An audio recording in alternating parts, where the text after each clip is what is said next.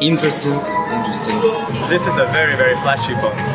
It's unbelievable. It's really great. It's really the flagship. It was a magnificent, powerful and smartphone that I've been experienced today. Awesome. For me, it's really important to have a phone that gets noticed, and this has V-shaped like reflection, so that's very important. It's very catchy. I feel lucky that I got the hands on in this phone on the V20. It's really amazing. I can't believe that I got hands on in China. It's amazing. The grip is well, and the design is so cool. It was an awesome smartphone that I've been experiencing. So cool. The camera, of course. With this, you have a 48 megapixel sensor, so you can take really, really large photos.